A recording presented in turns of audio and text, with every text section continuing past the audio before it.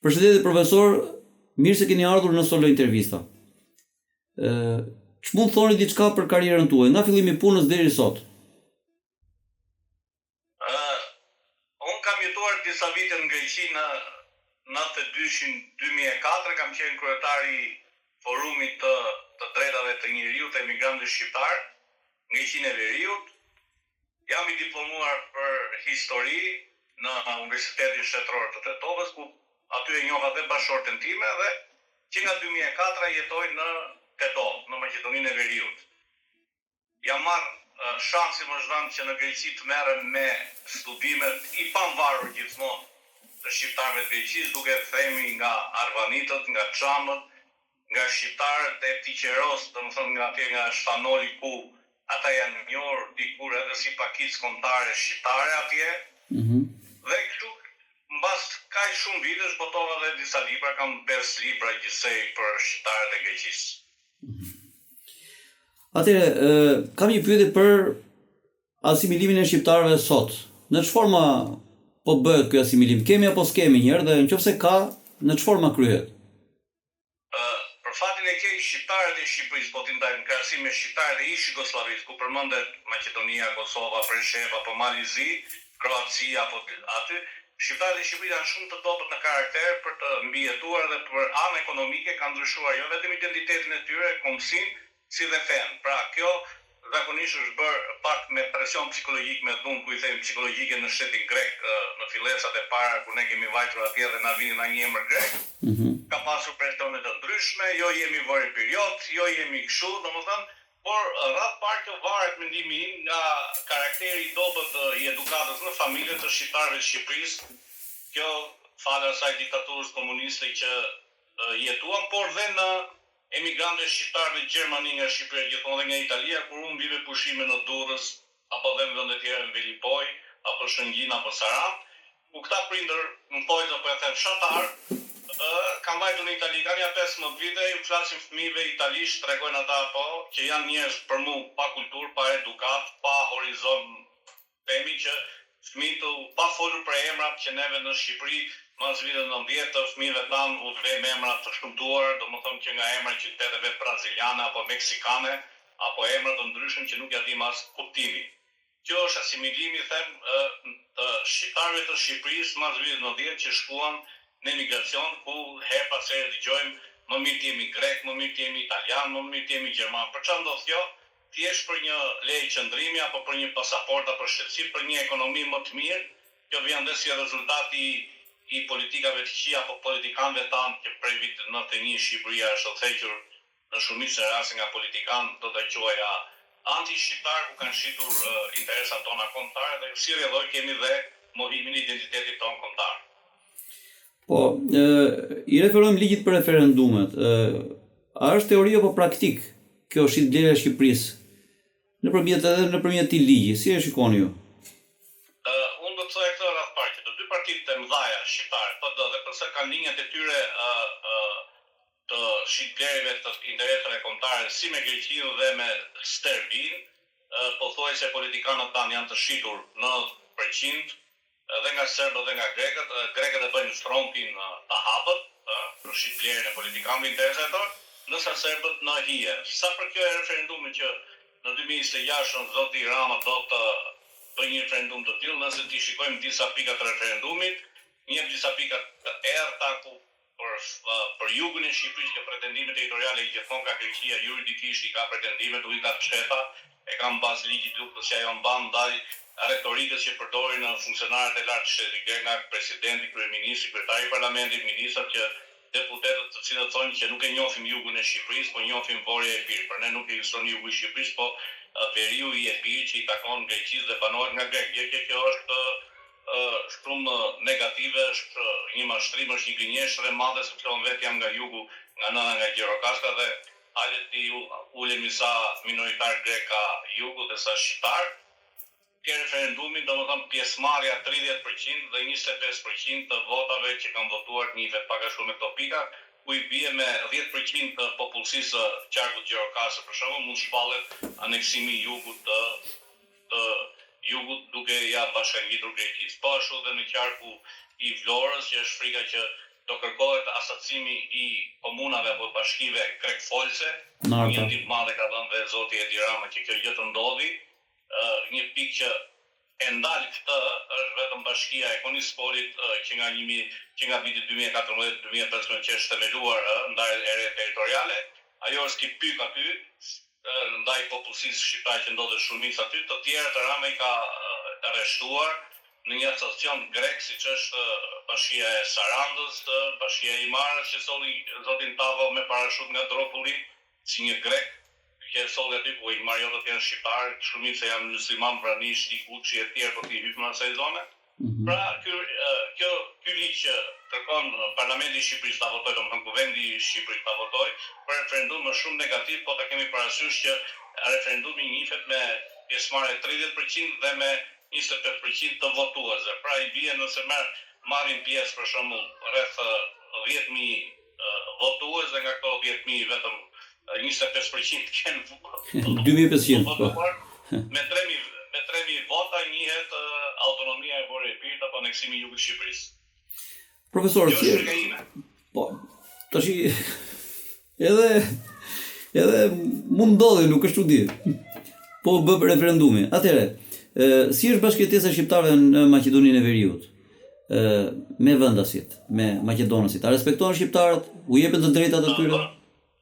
Vendas janë dhe shqiptarët, po, vendasit maqedonasit e tjerë. Ka bashkëtesë, po gjithmonë them këtë që edhe ndaj shqiptarëve në Greqi apo grekëve, po them edhe që të bëjmë krahasimin, janë institucione shtetërore ato që nxisin urrëtin midis banorëve, midis qytetarëve. Qytetarët me njëri tjetrin shkojnë shumë në Maqedoninë e Veriut. Maqedonasit blejnë apo pinë kafe në kafenet e shqiptarëve, shqiptarët ulen dhe blejnë ushqimet në supermarketet maqedone. Nuk ka ndarje të tillë. Ndarjen e krijon shteti, duke mohuar mosvitit të 90 gjuhën shqipe, sepse gjatë kohës Jugosllavisë duhet kemi pak, ne nuk kemi njohje të thella. Shqiptarët në Shqipëri dhe gazetarët dhe shumë të tjerë nuk kanë njohje të thella rreth të funksionimit të Jugosllavisë si shtet. Jugosllavia si shtet ka qenë si BE sot. Dhe gjuha shqipe në Republikën e Maqedonisë së Veriut, domethënë atë Republika Jugoslave Maqedonia, ka qenë e barabartë me Maqedoninë, me gjuhën maqedonase dhe gjuha turke. Kanë qenë 3 gjuhë zyrtare në Maqedoninë e Veriut dhe 3 flamujt kanë qenë bashkë dhe në kuvendin e Republikës Jugoslave të Maqedonisë që themi kanë qenë barabartë. Mas vitit të 91 politikat raciste i hoqën të drejtat e shqiptarëve, gjuhën, shkollimin, u bë dhe lufta e 2001-shit, po gjithmonë ka pasur dhe aksionet policisë në vendbanimet e shqiptarëve, pra është shtetje, por nuk kanë të drejta të barabarta shqiptarët në Maqedoninë e Veriut me maqedonasit edhe të tjerë nuk kanë të drejtë të barabarta, por këtë rast themi që shqiptarët janë një shumicë dërmuese mbi 35% apo 40%, se nuk e dim sa maqedonas kanë, sepse shteti ka gjithë institucionet tu dhe e fryn atë votuesin maqedonës që sa janë, kam këto, por keni parasysh që unë jam këtu për 25 vitesh i martuar, jetoj këtu në shtëpinë time të gjitha dhe për 25 vitesh unë kam shkoj një herë në vit atje dhe marr një leje të shëmtuar them unë, kufizuar 1 vjeçare për të jetuar në Maqedoninë e Veriut, nuk kam të drejtë të blej makinë në emrin tim, nuk kam të drejtë as të drejtë të blej në emrin tim, kështu janë ligjet, edhe shtëpia as i gjet këtu, domethënë si shtet ose si Shqipërisë, dhe këtu që je i martuar nuk ka si të drejtë. Gjë që në Greqi për shembull si emigrant ku kam jetuar unë, i kemi pasur të drejtë që makinën mund ta blejmë në emrin tonë, shtëpinë mund ta blejmë në Greqi si emigrant në emrin tonë, lejen e qendrimit fillim me 1 vjeçare, 3 vjeçare, 5 vjeçare, 10 vjeçare. Kështu pra keni parasysh këtu. Dhe ajo që është më interesante është që ja 5-6 herë jam shpallur me dekret Ministrisë Punëve të Brendshme si person i rrezikshëm që rrezikoi integritetin e Republikës Maqedonisë së Veriut, rrezikoi gjuhën dhe kulturën maqedonase. Pra të gjitha këto, shembull që jam unë, tregon për një racizëm apo për një nënçmim që u bë shqiptarëve në Maqedoninë e Veriut pa folur për gjuhën shqipe që nuk është, domethënë është zyrtare, do të bëjmë një dallim. Gjuha shqipe është zyrtare, por jo është shtri në të gjithë territorin e Maqedonisë së Veriut, se kur themi është zyrtare, dhe nuk është zyrtare do kemi parasysh që është ilegale. Jo, është zyrtare, por është zyrtare e cunguar. Është e barabartë me gjuhën greke në Dropull apo në Finiq. Ky është krahasimi. Pra, në 2 bashki periferike të Shqipërisë që ka 15.000 banor apo 10.000 banor, gjuha shqipe në territor që 85% janë shqiptar, apo 70% apo 65% gostivar janë shqiptar, apo ndipër fjala vjen 80%, gjuha shqipe përdoret sipas qefit të institucioneve këtu, edhe shkelet ligji, edhe aty ku ligji e lejon gjuhën shqipe, nuk zbatohet. Pra është një gjuhë e cunguar, do të themi nuk e ka shtrirjen e saj të plot në bazë të ligjeve dhe në bazë të ligjeve, në bazë të marrëveshjes së në bazë të kushtetutës. Kjo tregon dhe karakterin e dobët të politikanëve tanë, pa marrë parasysh se kush janë. Unë jam pesimist nga politikanët tanë, nuk kanë atë kapacitet dhe intelektualitet politikanët shqiptarë në Maqedoninë e Veriut, ata që kanë parti se intelektualët dhe njerëz të zgjuar dhe të ditur në Maqedoninë shqiptare ka plot. Po këto që merren me politikë janë me një gjysmë diplomë të shkollës mesme apo me një gjysmë diplomë të universitetit. Kjo është për ta më keq. Si këtu dhe ne, po. Arvanitës i profesor, që kur njihen me këtë emër? Shiko, emri Arvanitës do të kemi parasysh identifikohen të gjithë shqiptarët, sepse është përdorur që në kohën e Bizantit. Arvanit, Arnavut, Arnaut, Arvanit ka shumë, domethënë rrënja kjo është përdorur dhe në literaturat e osmanëve, që nga viti 1300 apo 1400 kur osmanët erdhën në Ballkan gjithësisht. Pra fjala Arnavut, Arvanit, të gjitha është një lloj si arbër themi. Pra nuk është e ka një kufizim, një por mas themelimit të shtetit grek. Për të bërë ndarjen e shqiptarëve në Greqi midis muslimanëve dhe të krishterëve, ajo Arvanit i quante ortodoksit, ndërsa muslimanët i quante Albani ose Albanos, domethënë kjo është ajo krahasimi, por është fjalë i gjerë edhe të arbrezhve të Italisë, Arvanit janë quajtur dhe ata. Është gjë tjetër se italianët apo ne kemi bërë atë pak ndryshimin e emrit. Por dhe ata Arvanitas janë, se tek i fundit një pjesë e madhe tyre kanë ardhur nga Greqia në Itali e jugut. Pra, nuk ka Arvanitët duhet të kuptojmë shqiptar i hapësirës së gjerë Ballkanit. Me theks mas themelimit të shtetit grek në Greqi. Atëherë, disa nga arvanitësit e njohur që janë, po themi ne, të kohëve moderne, Aristidh Kola, tjetër, çfarë ka bërë ky Aristidi? Dhe të tjerë, emra të tjerë, po. Nuk ka qenë vetëm Aristidi ka qenë më i zëshëm dhe më trimi, kuptimin e botimeve apo intervistave. Unë kam pasur mik, kam pas fatin të jem afër atij, vite fundit të jetës së më ka dhënë shumë materiale, jam i njohës atij, për këto materialet, ai ishte një avokat, studiues i pamvarur, trim tash. Një libri aty Arvanitët dhe origjina e grekëve është mund të jetë ribotuar mbi 20 herë. Një kopje ka pasur dhe udhëheqësi i komunizmit në atë kohë me Rotë dhe ka dërguar një letër në 83-shin. Pra, është intelektual që ka luftuar i vetëm për mbrojtjen e identitetit shqiptar, por do të bëjë një diçka. Aristidh Kola ishte për një bashkim apo një shtet federat greko-shqiptar. Domethënë mbështetse këtë teori.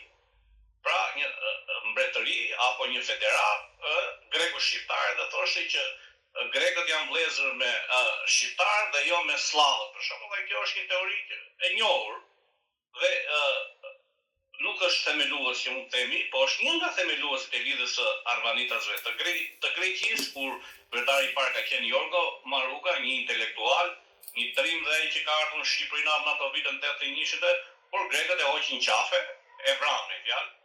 Me vrasje klasike Jorgo Marugën, nuk ishte në kaq një rikthella sa Aristidh Kola, pra Aristidi është më ashtu, dhe e vazhdoi këtë linjë Aristidh Kola, pastaj kemi Jorgo Minën, një profesor, një pedagog, kryetari i pedagogëve të një shoqate të njohur në Greqi, intelektual dhe vazhdon ai moshën 8 vjeçare të botoj gjëra këto, me njohuri shumë thella dhe ai, po dhe ai është i kërcënuar nga strukturat greke. Ka qenë i ndjer Jorgo Gjero dhe ky intelektual, kryetari i lidhjes, pra ka qenë shumë, ka dhe shumë intelektualë të tjerë. Por ne njohim vetëm Aristidin për arsye se librat e tij janë përkthyer në gjuhën shqipe. Dhe ajo që është më interesante që librat e tij janë përkthyer në thojza themi ilegalisht, pa dëshirën e tij në gjuhën shqipe. Libri i parë është përkthyer nga një intelektual i ndjerësh dhe ai nga Fieri në vitin 98 me këmbgulin e të ndjejtur së shkrimtarit të njohur Drejtor Agollit. Greqia në kursin e serbëve të Miloševićit, ky ka qenë libri i parë që unë kam një kopje. Pastaj libri i dytë ka qenë Arvanitët dhe origjina e greve, që është botuar nga dy shtëpi botuese në atë kohë, nga 55 dhe Toena. dhe libri tjetër që është botuar, 3 libra dhe pas këtyre librave ai shkolla u bë i njohur dhe fal pasaj punimeve që ai ka përpor, ka nxjerr një revistë të tij Arvanon, që ka qenë shumë e mirë ajo. Pastaj lidhja nxirrte revistën Besa dhe e njohur ku aty unë kam koleksion në arkivën e të dyjave këtyre revistave dhe të gazetave tjera. Ka pas gjithmonë tentativa dhe në kohën e komunizmit që Shqipëria dhe Greqia të jenë bashkë dhe ta mbrojnë njëri tjetrin. Ka pas edhe intelektual të njohur grek që kanë nxjerrë dhe revista miqësore vitet 80, 82, 78, por gjithmonë janë struktura të veçanta në Greqi, si struktura shtetërore, zbulim kundër zbulimit, që nuk e duan paqen midis shqiptarëve dhe grekëve. Po profesor, pak për shqip folësit pas shpalljes së pavarësisë së Greqisë. Çfarë ka ndodhur me këta? Duhet dim një radhë parë klasim historia duhet shikuar ftohtë, jo me mite, jo me mashtrime. Gjithmonë në shkollë, jo dhe në Shqipëri, në Greqi apo Serbi, paktën të gjithë dhe në Maqedoni, nuk mësohet në shkolla historia e vërtetë. Po mësohet historia politike për të krijuar brezin e ri, trim, brez i padekshëm e tjerë. Historia e vërtetë. E para punës e Greqia nuk ka ditë të shpalljes së pavarësisë. Pra, historikisht Greqia nuk ka ditë të shpalljes së pavarësisë. Ka ditë të fillimit të revolucionit grek 25 marsit, që atë kjo është një gënjeshtër, sepse kjo ka ndodhur në 1838, një fest shenjtorësh, një fest e krishterë, ku mbreti Oton e shpalli si ditë shenjtë dhe e mori pastaj, por nuk është ditë e vërtet e shpalljes së pavarësisë apo ditës së fillimit të revolucionit. Pra, shqiptarët ishin, edhe historia greke, dhe historia e botës ka mashtrime, sepse nëse ne do themi revolucionin grek ka mashtrime, sepse revolucioni nuk nisi për pavarësinë e Greqisë. Ai nisi nga grupet hajdutësh, mund të themi thojza, të shqiptarëve Cuba, që njihet, të popullit që nuk paguante tatim taksa dhe filluan të vidhin bejlerët, të vidhin dyqanet, të vidhin tatim taksat dhe kështu përfitovi Rusia, Britania dhe Franca që mbështetën dhe krijuan këtë Greqi mas 1827-s, pas nënshtrimit të perandorisë osmane nga Rusia, Britania dhe Franca. Pra, themelimi i Greqisë, jemi të bindur që nuk është forcë e vetë banorëve të Greqisë që kemi shqiptar, Romjës, se grekët nuk njihen grek, janë njoh Romjës, kështu njihen Rum. Duhet ta themi të vërtetën, termi grek dhe Helenas ka filluar mas vitit 1840 e ca. Nëse do themi të vërtetën, deri 1863 në Greqi nuk kishte parti kombëtare greke, po kishte partia ruse, partia angleze, partia franceze, partia italiane, më shumë edhe partia britanike, për shembull, Colletti ishte i partisë franceze mos gaboj, kryeministri që u bë, mas vitit 1863 kemi rehabilitimin e figurave revolucionare heroj që ishin shqiptarë në përqim, sepse s'kisha të heroj, dhe krijuan mitet të gjithë figurat që shikojmë në vizatime grafike, janë mos vitit 1840, dhe kjo fal piktorëve rus dhe gjerman dhe francez që duhet krijojnë figurat, kështu duhet ta krijojmë Kolokotronin, gjë që nuk është ashtu, kështu duhet ta krijojmë të tjetër, pra Kolokotroni asnjëherë nuk ka mbajtur kapelen me kry që është kapele angleze ajo, por s'ka mbajtur kapele hiç, ka pasur një siplist të bardhë të vogël, realisht, pra gjithë është gënjeshëm, pra nuk kemi një revolucion apo një pavarësi të theksuar të Greqisë, por kemi kryengritje për të vjedhur të pasurit, u shfrytzuar nga Rusia dhe rol kryesor kanë luajtur shqiptarët, duke patur parasysh që shumica e popullsia atje dhe bejlerët edhe pashallarët ishin shqipfolës, themi shqiptarë, por ja që ndodhi kjo që ka ndodhur sot, që mohohet kontributi i shqiptarëve në krijimin e themelimin e shtetit grek. Profesor, mendoni se ka përplasje kulturash në Shqipëri sot? Duhet bëjmë një ndarje midis shqiptarëve në Ballkan. Flasim në Shqipëri për Republikën e Shqipërisë. Në Shqipëri ne jemi çort, për arsye të 50 vitet të komunizmit ne u edukuam njeriu internacionalist, njeriu pa identitet kombëtar, njeriu pa flamur kombëtar, njeriu pa histori kombëtare. Ne nuk e kemi mësuar pra gjenerata ime dhe juja historinë e vërtet kombit shqiptar. Ka qenë e sunguar marksist-leninizmi, kjo ka qenë prioritet. Për këtë arsye ne kemi përplasje kulturash, sepse shteti shqiptar mas viteve 70 nuk është udhëhequr në të vërtetë nga shqiptarët, por është udhëhequr nga shteti shqiptar me origjinë apo me pakicë që thëmë kulture greke, slave, vlehe, pra është e dhimbshme nëse do t'i hymë biografive të atyre të byros politike, po dhe këtyre të sotshme, që nuk janë me origjinë shqiptare, dhe për arsye janë vënë në shërbim të kombit që ata i përkasin për shembull Greqisë, për shembull Serbëve, Slavëve, për shembull vlehet me anë grekëve ndarjen me anë të rumunëve të një copë të Shqipërisë, ata egjiptasit që nuk janë egjiptas janë shqiptar, sepse 200 vite ti asimilohesh, bëhesh as nuk ke as i gjuhër, janë thjesht krijesë, ata janë shqiptar realisht e gjithë që u themi neve egjiptasi, më flamu shqiptar nuk din një fjalë egjiptas, është gjuha ajo që përcakton sot mas 200 vitesh kombësinë tonë dhe si ndihesh dhe kultura, ata janë shqiptar e tjerë. Pra, kemi përplasje kulturash, kjo fal politikës, se ne si popull nuk kemi probleme tilla, ne kemi martesa të përzira me mira, grek me shqiptar, me serb, as nuk ka shumë, mund të mund një pjesë e madhe e deputetëve të historisë apo të ministrave të historisë kuvendit Shqipërisë më të njëshit si kanë gratë shqiptare. Apo deputete shqiptare një pjesë e minu i kanë burrat shqiptar. Po kjo nuk na bën problem neve. Ne përplasjen e krijon politika për arsyet e tyre. Për shembull, neve bëjmë një racizëm ndaj vetvetes tonë ku mohojmë çështjen çame dhe çamët na duket si një mish i huaj. Në të vërtetë çamët janë shqiptar, siç janë Dukagjinasit, siç janë Pollogasit, siç janë Labët, siç janë MZQ-s, edhe ne bëjmë dallim kur deputet shqiptar më shumë mbron një grek apo një serb përpara një shqiptar me origjinë nga Shqipëria. Po. Me që jemi te gjuha shqipe, është gjuha me sa pike para ardhëse e gjuhës shqipe?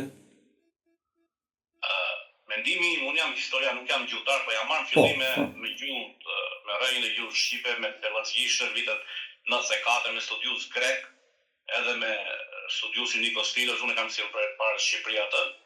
Por është shumë i thellë të merresh me gjuhën, në radhë parë, ne duhet jemi serioz, domethënë nëse duhet merremi me historinë e gjuhës shqipe apo të një gjuhe, patjetër ti duhet dish gjuhët historike që janë në zhdukje. Duhet dish kesh njohuri për osmanlishtën, duhet dish latinishtën, duhet dish greqishtën e lashtë. Dhe atëherë edhe ato gjuhët etruske këto, gjithë studime të thella, domethënë unë jam që mund të studiosh 40 vite dhe mund mos ta nxjerrësh një libër 100 faqe. Sepse historia të thella, gjuha shqipe është e vjetër, jo se themi në shqiptar. Un kam një pemë origjinale të vitit 1980-82 që qarkullon si pemë ku e kam greqisht dhe suedisht, është e botuar nga Instituti i Studimeve Suedeze dhe është botuar dhe në Athinë 85-ën, 87-ën, 2000-ën nga Institut Kolla, ku gjuha shqipe është e para, si pemë e dyta vjen armenishtja, e treta vjen greqishtja dhe me radhë kemi slave latinet. Ne me armenishtin kemi ngjashmëri realisht, sidomos unë e studiova pak, po ishte shumë e vështirë gjuha armene në Greqi kur kam qenë, se ka shumë armen atje dhe kishën e kanë ato Selanik. Dhe ishte shumë e vështirë, por aty pash ngjashmëri disa vegla të punës së armenëve ishin një lloj me fjalët tona, po është e vështirë, them edhe një herë se unë më vjen, domethënë mërzitem kur dalin shumë njerëz nëpër media, nëpër Facebook, nëpër këto kemi zbuluar këto për gjuhën shqipe, kemi zbuluar këto libra, materiale ka, edhe unë kam. Por duhet i studiojmë që mos dalim keq, sepse ti e merr një libër të vjetër e studion dhe thua e kapin emocionet dhe thua kjo është kështu dhe bëhet një gabim i rënd pastaj. Duhet të merremi seriozisht, por duhet kemi njohje, siç e thash, për latinishtën, greqishtën e lashtë, osmanlishtën dhe gjuhë tjera siç është armenishtja, këto gjuhë e vjetra, që pastaj neve duhet të nxjerrim gjuha jonë është e lashtë dhe njëherë nuk është paktën 8000 vite është e vërtetuar. 8000 vite. Por duhet shkencë, Shqipëria nuk ka shkencëtar të mirëfillt me horizonte, tani për tani flasim, ato që kanë qenë të Spiro Konda, Dimitër Plika, Zhej, kanë ndruar jetës të tilla, nuk kemi sepse shteti ai që financon dhe duhet financoj studiues, nuk mundet ne nga internet apo duke kopjuar ndaj këtej bëjmë studiues apo shkencëtar të mirëfillt. Prandaj them që janë gjëra të cungra dhe nuk më pëlqen kur shikoj të tillë gjëra dhe dalin njerëz jo kompetent, nuk duhet përmend emra, jo kompetent që të merren. Pra unë kur kam gjetur një libër para Arvanitët themeluesit e Greqisë, jam marrë 25 vite me këtë studim, një libër 250 faqe. Pra 25 vite. Ose do të them një studios tjetër që është me origjinë shqiptare dhe ai, drejtori i Institutit Akademisë Shkencave të Atinës, Titon Gjon Kallas. Aty një libër i vetë të 10 vite, por mos harrojmë që ai ka mbështetje financiare nga shteti grek. Dhe ai kur studion për shembull para Arbanitët që ai bën studim, 10 vite i shkon një libër 300 faqe. 10 vite. Prandaj them duhet jemi shumë kujdesshëm kur t'japim mendime, sepse bëjmë nganjëherë për të ndrequr diçka më shumë e prishim. Po profesor, shikojmë gjithmonë më shumë shqiptarë të dorëzuar në atë dhe kemi një braktisje dhe tani që po flasim. Pse ndodh kjo? Unë do të them më shumë braktisja është psikologjike, mërzitje, jo lumturi familjare në Shqipëri, mas kaq vitesh Shqipëria që ka derë, Shqipëria që ka minerale, Shqipëria që ka energji elektrike për të furnizuar vendet e tjera pëqinje, politikanët tanë të korruptuar dhe të blerë nga grekët dhe nga serbët, e them se di shumë njohuri dhe si janë blerë, na krijojnë që ne mos kemi rrymë. Gjëja më elementare kërkon shqiptari në Shqipëri. Energjinë elektrike të plot nuk e kemi. Mos kemi ujë 24 orë, po kemi edhe zvarre këto. Mos kemi rrugë. Kur bitumi ynë, dhe herë paktën 50 vite ka fakte që furnizon Francën dhe rrugët e Francës, nuk është, por dhe shumë vende të tjera se nuk duhet përmend. Po jo them dhe këtë gjë. Politikanët tanë janë të poshtër. I zbrazin ato rezervuaret e ujit të energjive elektrike hidrocentrale për blerë rrymë pasaj nga Serbia. Apo nga vetë. Maqedonia një vend i vogël që nuk ka det, nuk ka dhe pasuri që ka Shqipëria. As nuk e ka problemin e ndaljes së ujit pishëm. As nuk e ka problem ndalesën e energjisë elektrike. Prandaj po them, ku do dalë këtu? Nga këto gjëra të vogla që kanë shqiptarë, i krijohen mërzie, nuk ka siguri, krijohet një urrëti ndaj vendit tonë, sikur ta ka fajin vendi, nuk ta ka fajin vendi toka. Ta ka fajin politikani. Ai që patatet i sjell nga Serbia ku patate prodhon Shqipëria plot. Ai që ti sjell qepët nga Hollanda ku qep ka Shqipëria sa të duash. Ai kupton për të fituar. Është e dhimbshme se marrëveshjet në dëm të ekonomisë shqiptare bëhen jashtë Shqipërisë, sidomos në Maqedoni, në Serbi dhe në Vjenë. Po përmend këto 3 vende. Ka dhe shumë tjerë, këto 3 janë ato që bëhen dhe kështu krijohet një palumturi, një pasiguri dhe shqiptarit do rehatin si gjithë bota europiane që jeton dhe ikën Itali, Gjermani, i praktikisht gjithë vetët, por thash dhe Shqipëria ka shumë tokë të pasur. Thash nuk dua të them se politikanët tanë janë të poshtër, kanë shitur interesat e qymyreve këto që i shfrytëzojnë vendet fqinje tanë dhe shumë lirë, duke filluar që nga energjia elektrike, mafia e energjisë elektrike që është me zbrazjen e hidrocentraleve edhe gjoja hedhin s'ka ujë sa kështu dhe pastaj blen energji elektrike nga Serbia. Serbia nuk prodhon aq sa prodhon Shqipëria, shumë pak prodhon. Është një mafia e tërë kjo. Kjo pastaj si rrjedhim krijohet pakënaqësi, pasiguri, kur po bëj një krahasim me Maqedoninë, dhe një herë me Maqedoninë është shumë përpara Shqipërisë, që nuk ka rrugë të mira siç ka Shqipëria. Ne rrugët i kemi më të mira. Por energjinë elektrike e ka, ujin e ka, që ujin e kemi më shumë në Shqipëri, lumenje më shumë. Edhe sigurinë e ka, funksionimin e shtetit të vrasje këto që bën, i ka një shtet i vogël multietnik, që ka probleme me etnitetet, me këto ekonomike, me borxhe të mëdha, ndihet njeriu më i sigurt se në Shqipëri. Profesor, kam një pyetje për myslimanizmin. Kur mendoni ju se ka filluar të shfaqet në trojet shqiptare? Duhet kemi parasysh sepse ka shumë keq interpretime dhe shumë propagandë kundër fesë islame, sikur nuk është feja jonë. Nëse do flasim me këmbë në tokë dhe kristianizmi nuk është feja jonë, si që të pikë të ferë kanë nga Arabia, ande. Kanë nga Palestina, nga këto. Pra nuk janë fe tona, ti jemi shumë, jemi pagan. Ne duhet t'i besojmë ditës verës, në bazë të konceptit psikologjisë. Dhe po gjitha këto propagandë kundër fesë islame vijnë nga shpërbimet e huaja, sidomos serbe, greke dhe shumë tjera, apo nga federata e me lidhës ortodokse në botë, ku kanë një federatë aty, ku bëjnë pjesë dhe Shqipëria, që për fatin e keqë në thej që Vangel Dula, ortodoksin shqiptare e profesion Vangel Dula, atje në lidhën ortodokse e politikame botëror. Muslimanizmi apo islamizmi në Shqipëri ka ardhur para perandorisë osmane që shkëlqej në Ballkan. Kishëm xhamia më e vjetër është në Kumanov, është në vitin 1350 mos gaboj, është një xhami ende, po nuk është funksionale, është e konservuar, është në Kumanov, në trojet shqiptare, Kumanov, në pjesën shqiptare është. Pra, Islami në fillim ka ardhur nëpërmjet tregtarëve. Ato në tregtineve në vendet arabe. Në Egjipt atje e tjera, apo në Istanbul e kanë sjellë. Ne jemi mësuar të edukohemi, ka ardhur Islami me shpata, me thika, me tjerë. Unë nuk jam se nuk ka ardhur dhe me dhuna apo me dhunë psiqike, ne sot kemi dhunë psiqike nga grekët për të bërë ortodoks apo për marrë qëndrimin ndryshosh emrin, nga Arbel, Dimitri apo Aleksandr nga të kujt sa herë, se ka ndryshuar.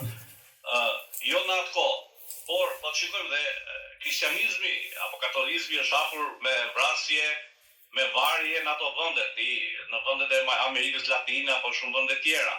Pra mos hyjmë kësaj pjese, sepse feja është çështje private, por Islami, nuk e se them vetëm unë, ka thënë Fejkonica para me, është që shpëtoi shqiptar nga asimilimi grek dhe slav. Për arsye se duhet ta themi të vërtetën me sy, shqiptarët kishin emra grek dhe serb. Prandaj shpeshherë ne kemi përplasje për figurën e Skënderbeut, sepse historianët tanë nuk e sqarojnë mirë pse grekët apo serbët pretendojnë për figurën e Skënderbeut. Pretendojnë sepse ne bakzoheshim në kishë serbe apo në kishë greke. Pjesa ku familja Kastrioti, se po kalojnë këtë pjesë, ka qenë apo i përkishe patriarkanës slave, patriarkanës serbe, dhe ishe normal që atë nuk ishin ndërgjegje kontare. Po normal. Vonë kemi fituar, po. Pavarësinë e kemi fituar vonë me nolin, po. Po, pra ti kishim emra serbisht, por nuk është thënë nëse ti e ke emrin serb apo grek dhe je grek, se atëherë i bie që këto emra musliman që kemi, ti janë arab, po nuk janë arab. Pra, është një temë shumë vete dhe gjithmonë bëjnë keq përdorime nga politika, dhe unë e them gjithmonë, jo se jam i gjithë dituri, dhe zgjedhin historianët më të mirë shqiptar, dash serb, dash grek, dhe mund të ulemi të bëjmë në bazë të fakteve të vërteta. Sepse ka shumë politikan serb, historian serb dhe grek, që ata janë në hije, akademika, që thonë të vërtetën që kjo nuk është kështu, po është ashtu, ne nuk kemi grekët e lash, po jemi një përzierje kështu. Pra dhe ne shqiptarët duhet i bëjmë këto gjëra, por gjithmonë politika i financon ata historianët universitar që shpikin, bëjnë hedhin një tymosje në për studiot televizive dhe ajo mbeti. Jo i them hajde, unë jam i hapur kur të dun, kur do të pretendon, dash për figurën e Skënderbeut, dash për botën islame, domethënë feja jon islame, sepse nëse feja islame do kishte ardhur me dhunë, atëherë se hoqim në kohën e Zokut, se hoqim në kohën e Verogjës, mos kishte hiç fe islame, dhe në 67 për shkakun mund ta kishte zhdukur. Pra nuk është ashtu, janë keq interpretime, janë propagandë që bëhen. Unë përsëri jam që feja islame i ka shpëtuar shqiptar në asimilimi grek dhe serb, dhe ne këto mundet t'i japim me fakte. Tek e fundit shqiptarët në të gjithë trevat nuk kanë qenë katolik, kanë qenë ortodoks 80%, 10 apo 5% kanë qenë katolik, se ka dokumenta harta, edhe Skënderbeu s'ka qenë katolik, s'ka pas lidhje me katolizmin, ka qenë ortodoks, më tej musliman, më tej diq unit, bashkimi i dy kishave ortodokse dhe katolike që ka qenë 100 vite. Dhe bashkimi i këtyre dy kishave e ruajnë vetëm shqiptarët e Italisë në Sicili, andej shqiptarët e Arbreshët janë unit, nuk janë ortodoks, në thelb. Në thelb janë unit. Dhe një kishë unite është në Elbasan. Çfarë do thotë kishë unite? Ti je ortodoks në rit, por në mbikëqyrjen dhe varësinë e Vatikanit. Pra ti je ortodoks, je kishë liturgjin këto, por në varësinë e Vatikanit bashkimin. Kjo quhet unit. Prandaj po them, nëse duhet e vërteta, Skënderbeu diq unit. Edhe akoma Arbreshët e Italisë janë unit, pjesa më e madhe, përveç Napoli 5 fshatra që janë shqiptar, janë katolik, ato janë ushtarët e Skënderbeut që i çofi për ndihmë mbretit atëherë të Napolit, Ferdinand, Alfonso si ashtu. Prandaj, kjo është ajo pjesa e botës islame. Pra Islami nuk ka ardhur me pranëri Osman, ka ardhur më përpara, me pranëri Osman e është ulur, por dhe herë them, nuk ka qenë vetëm me dhunë, ka qenë edhe me dëshirë, me ofiqe, me gjëra tjera. Pra kudo përhapjet e feve apo të kulturave të ndryshme në fillim përdoret edhe dhuna, po dhe dhuna psiqike, pastaj edhe vetë dëshira. Po. Profesor, shkurtimisht për diçka për historinë e Çamërisë. Historia e Çamërisë është sa tragjike, e dhimbshme, po dhe shkëlqyer dhe art. Shqiptarët e Çamërisë janë shqiptar, janë epiriot. Janë epiriot. Janë një ajk që në kohën e lashtë, unë kam bërë disa volumtime dhe kam nxjerrë përfundimin që të gjithë fshatrat, shumica e fshatrave në Çamëri apo vendbanimet shqiptare, qytetet e këto, kanë qenë vendbanime që para 4000 vitesh, para 10000 vitesh. Dhe 3 herë ka pas shpërngulje nga njëri fshat në tjetrin pak më poshtë, po përsëri. ata u persekutuan nga grekët ata janë persekutuar gjithmonë, edhe në 13-ën, dhe në 23-shin, dhe në 33-shin, dhe në 44 apo 45 përfundimisht nga grekët, vetëm pse i përkisin besimit islam dhe thoshin kemi shqiptar. Sepse në Çamri ka dhe shqiptar ortodoks, Çam ortodoks, të cilët për arsye se ishin ortodoks, u asimiluan më shpejt, edhe u bën më shpejt grek. Kurse feja islame këtë rast, përsëri them, shqiptarët muslimanë i shpëtoi dhe bëri rezistencë. Deri në 45-ën, kur në luftën e dytë botërore, ne njohim vetëm shumë pak historisë tragjike të popujve gjatë luftës së dytë botërore, se ne themi vetëm Çamët u masakruan, po kishte genocid. Bile me historianët greku përplasën, ato nuk përdorin termin genocid, por termin pastrim. Pastrim. Pra ato thënë nuk ka qenë genocid, po pastrim thënë. Po është një të gjë parafërsi, sepse pastrimi thot tikësh, largohesh, kurse genocidi të shfaros. Të në bëj krahasimin grekët, ku Islam greku zgjedhja e termave, dhe ato pajtohen që ka pas në Çamëri pastrim etnik, por do them të gjë, të kemi parasysh që italianët, Titoja Jugoslave atëherë 45-40 prej luftë dhe rreth 200-300 mijë janë shpërngulur italian nga pjesa e Slovenisë dhe Kroacisë, po shikojmë disa ishuj, Greqia i mori në 47 apo 50 nga Italia, ishuj që sot dhe e zhdukja popullsi katolike dhe italian folse, nga do ishuj sot po të shkojmë neve, nuk janë shumë ndryshe, pra gjithmonë ku ka luftra fituesi, ku Greqia ka qenë në mbredhën angleze, gjithmonë grekët i kanë mbrojtur dhe sot i mbrojnë anglezët, është shteti siguruar nga anglezët, Greqia si do ketë luftë për kurrjen e Greqisë, për arsye se i mbron Anglia, edhe bazat amerikane që ndodhen ende në Greqi, pra do të them ka pas atëherë tragjik gjatë luftës për marrplaç. Por Çamët dhe njerëzit them, kanë qenë tregtar të mirë, njerëz me kulturë, kanë qenë tregtar të fortë në kohën e Perandorisë Osmane. Shikoni punët e tyre, nuk ka pasur bashkëpunim të Çamëve me gjermanët apo italianët, bashkëpunëtor ka pas 100, 200, 300 dhe unë kam thënë ja 400. Kudo ka pasur. Semi për 30.000. Kudo, Norvegji, po. Kjo është ai do të them dhe gjithmonë i kanë ftuar historianët grek më nxjini një fotografi dhe një dokument. Nuk ka asnjë fotografi të bashkëpunimit të Çamëve me rroba siç ka pasur 2 batalionet tona SS-e, Skënderbeg dhe një tjetër që kanë qenë me nazistët, në Çamëri në të vërtetë nuk ka pasur. Ka pas individ dhe njerëz, them për interes, unë kam një libër dhe them me emra me ndjerë kush kanë qenë, por normal, nëse janë 200 veta ti nuk mundet masakrosh 30.000, nëse janë 500 nuk mundet 30.000. Pra dhe ne i kemi dënuar në atë Enver Hoxha, partizanët shqiptarë 45-47, i kanë pushkatuar një pjesë të tyre Çamëve bashkëpunëtorë që ishin tonë ka ishë normale, por pyetja është, sa grek kemi pasur bashkëpunëtorë të gjermanëve dhe italianëve, nëse unë themi gjithë shteti grek.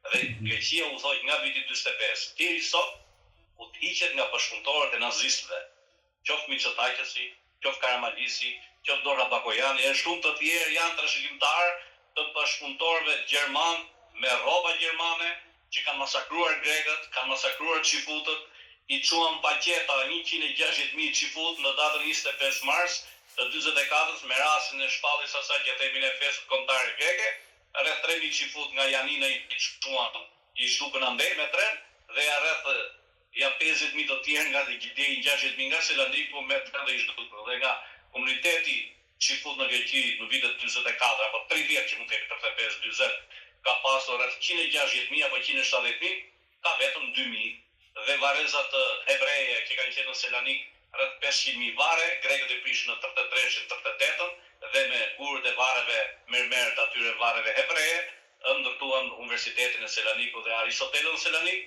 ku atje ku shkelin studentët dhe bëhet zhvillohet mësimësh tokë e shenjtë apo vakëv të varezave hebreje. Pa folur edhe për varezat muslimane shqiptare në Selanik që i prishën në vitin 72 apo 78, mos gaboj vitet këto, i zhdukën varre, shpëtovi vetëm vari apo Esha dhe Arsan Prishtinës, që me kërkesë atëherë të Shqipërisë u rikthyer në Shqipëri. Diçka për Kosovën sot, profesor, dhe si shikoni atë nesër? Ne shqiptarët në Shqipëri, domethënë politikanët tanë, bëjnë mirë që Kosovën apo politikën e Kosovës, politikanët e Kosovës t'i lënë të qetë. Gjatë kohës që ka qenë zoti Sali Berisha apo Fatosnano kryeminist, nuk ka pasur atësarime midis dy vëllezërve politikës, Me armë e Zotit Rama është shfaqur një armiqësi, ku Zoti Rama i quan vlla, Vučićin takohet, përqafohet, ku ai ka marrë pjesë në propagandën kundër shqiptarëve, në masakrave këto, dhe shqiptarët e Kosovës, politikanët i quan fqinj. Është për të ardhur keqja të këtën që futja hundët e Zotit Rama në disa gjëra i ka bërë dëm shqiptarisë dhe shqiptarëve, ka fakte të tilla për ato, por Kosova është një shtet nën vëzhgimin e amerikanëve, nën brenda amerikanëve dhe unë mendoj duhet i lejmë të qetë ata, pavarësisht se kush është Albin Kurti apo është Ramushi apo Hashimi, po t'i marrim kështu si emrat në krye të shtetit, ne duhet të respektojmë institucionet të Kosovës. Zoti Rama duhet i respektoj kryeministri, pa marrë parasysh kush është Kosovës, si vllai i erë, pastaj si koleg, si fëmijë, jo duke futur hundët, duke bërë një propagandë keqe ndaj politikanëve të caktuar të Kosovës, duke futur vetë për çarje. Nuk e mbështes asnjëherë politikën e Zotit Rama jashtë Shqipërisë, po dhe brenda Shqipërisë me ato dëme që na ka bërë të rënda. Kosova dhe një herë them, është shtet dhe do forcohet si shtet. Se shqiptarët e Kosovës janë më këmbgulës se shqiptarët e Shqipërisë dhe nuk e lëshojnë vendin. Nëse ata bëjnë 5.000, 4.000, 2 apo 3 mbajnë në Kosovë, 2 apo 3 tjerë i çojnë punojnë jashtë shtetit dhe mbajnë njëri tjetrin, akoma funksionojnë si familje të bashkuara, jo si ne të ndamë në Shqipëri që njëri djala ndaj tjetrit këtej. Kosova, jo se e them unë, po e them një thënie të 2003-shit në intervistë Jorgo Mia, kryetari i lidhjes Arvanitas dhe Greqisë, ka thënë: Kosovarë shqiptar, bëheni, domethënë flasim 2003-shin, bëheni shtet Kosova, se Kosova do bëhet shtet, por do bëhet dhe qendra e arbëve, thotë ai, arbëve, pra e shqiptarëve në botë. Nuk u bë Shqipëria dhe Tirana qendër, nuk e di pse nuk u bë. Po Kosova do bëhet, se ju jeni shumë këmbgulës.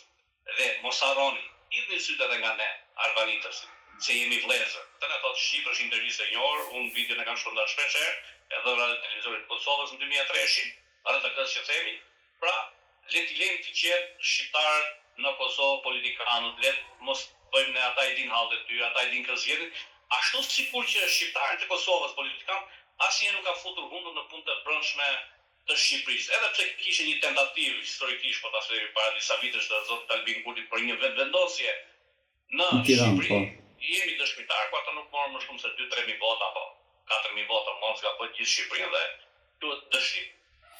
Po profesor, për të ardhmen e atë më mëdheut Shqipërisë, çfarë mendoni? Me kryeministra e kategorisë të Zotit Rama, me deputet të tillë që kemi, 80% apo 90% parlamentit të Shqipërisë, që nuk duhet t'i përmend emra, me qeveritarë që nuk e meritojnë të quhen shqiptar, Shqipëria do shpërbëhet. Është për ta keq, Shqipëria si shtet do shpërbëhet, mund quhet një shtet Shqipëri, por që nuk do udhëhiqet nga shqiptarët, për arsye se Zoti Rama njofi 9 pakica kombëtare në Shqipëri, gjë që Maqedonia është shtet multietnik e njohur, ka 6-5, Kosova njihet si shtet multietnik, është shumë etnik, ka 5-6. Zoti Rama na i bëri Shqipërinë shtet multietnik me 9 pakica kombëtare. Nëse këto pakica kombëtare do ishin vërtet pakica kombëtare, unë jam dakord që t'i njohim. Po jo pakica imagjinare, pakica të ardhura dhe të strehuara nga ne. Për shembull, pse duhet një pakica bosnjake kur ne i kemi shpëtuar bosnjakët nga spastrimi etnik që bën serbë dhe i strehuam. Dhe tani neve kemi dhënë shtëpi bosnjakëve, dhe ata sot don gjysmën e Shqipërisë. Po marr një shembull. Kalojmë te vllehet. Vllehet e marrin identitetin kombëtar në bazë të shteteve ku jetojnë. Vlleu që është Serbi është serb, vlleu që është Greqi është grek, vlleu që është Maqedoni është maqedonas. Dhe vllehet ka një kontribut veçantë në gjuhën shqipe, ata nuk e ndajnë vetë në fytyrën e shqiptarëve, ata për mua janë shqiptarë. Dhe ne gjithmonë duhet të jemi mirënjohës të këtij fisi nomadë, që kanë dhënë një kontribut. Po jo të krijojmë minoritete false. Dhe tani vllehet janë dhënë 3 pjesë. Apo 4. Një pjesë i ndihen shqiptar dhe duhet quhen shqiptar, një pjesë të vlleve duhen quhen rumun, një pjesë e vlleve ne jemi vllem vete, fis vete, një pjesë të vlleve duhen quhen grek. Po sa vlle pasa që kjo Shqipëri? 10 milion vlle që ka shumë tulltaj, po marr si shembull. Po. Pra, unë nuk e shoh Shqipërinë me këto hapë të Zotit Rama, që Zoti Rama mirë bën që e çon kështu, do të thotë aty në Shqipëri ku jeni ju, po dhe unë vi një herë në muaj apo një herë në 2 muaj, në Elbasan nuk ngrehet zëri, jemi mirë, thojmë, jemi mirë, vetëm kur t'i vi vdekja shqiptari, thotë, çam gjeti, ku s'mundet shqiptari shkon ke doktori, jo përpara se jep shenjat e para. Unë nuk e shoh, me zotin Ramën Shqipëria është e shitur, është shpërpër për mua politikisht, ekonomikisht. Ndoshta dhe me anë të autonomisë së jugut që mund t'ia japi Greqisë Rama, se ka për gjë Rama nuk ka, për mua Rama nuk ka autoritet dhe dignitet kombëtar, është thjesht një multietnik apo multikulturor, ti them, që s'ka ndjenja. Për atë shtet, edhe pse është kryeministër, por që ka patur fatin 4 mandate të bënë ndryshime të mëdha në Shqipëri, të mbetesh në historinë e shtetit shqiptar si një kryeminist më suksesshëm. Për fatin e keq nuk do ta ketë këtë fat që të lavdërohet, po vetëm do duhet si tradhtar apo diçka tjetër që shkatrovi këtë. Po profesor, jemi në fund bisedës dhe pritet mesazhi juaj për publikun. Çfarë mesazhi keni për shqiptarët, shqipfolësit, shoqërinë? Unë do t'i thoja shqiptarëve këtë gjë, pavarësisht se ku janë.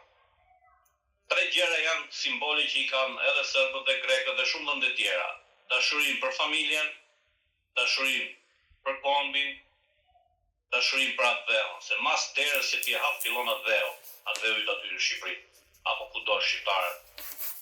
Nëse neve fillojmë bëjmë mohimin e vetvetes, sidomos shqiptarët e Shqipërisë, mohimin e vetvetes, ndrimin e atyre emrave, martesa të theksuara për interesa ekonomike me të huaj, dhe pastaj ne Shqipërisë marrin greke, serbe, italiane, portugeze, ka dushti, dhe pastaj ndjehemi nervoz kur vajzat, motrat tona, kushrijet tona, beqare 30 dhe 40 vjeçare martohen me serb apo me maqedonac apo me afrikan. Jo zotëri, se ne i kemi lanë, i kemi praktisur, se ne kemi ardhur këtë jetë që të bëjmë zhvillim, në çdo njeri. Pra ne rreth parë jetë do të krijojmë martesat tona. Po ti shikojmë Shqipëri, kemi një moshë mbi 35 vjeçare beqar, edhe duhet t'i shkojmë më thellë, janë sociale këto, po është trashëgimia, pastaj e kombi. Ne nuk do lëmë trashëgimi.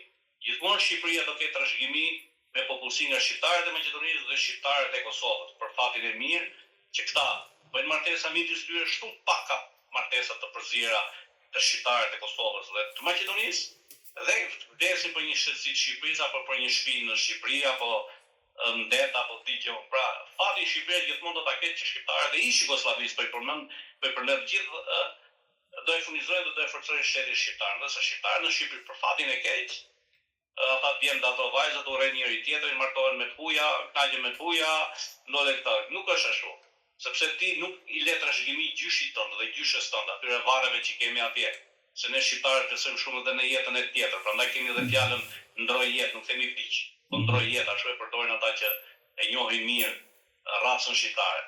Për fatin e keq, unë shoh pesimizëm, shpresoj që dikush ketë mend dhe ta shohë këtë emision dhe të ketë të vëjë mend, por për fatin e keq, Shqipëria po praktiset, siç e thash, nga palumturia, jo nga ana ekonomike. Po profesor, ju falenderoj shumë për bisedën, ishte shumë e bollshme me informacion, shumë interesante dhe ju uroj suksese në punën tuaj. Faleminderit dhe juve të keni një shtunë të dielë të mbar. Faleminderit profesor.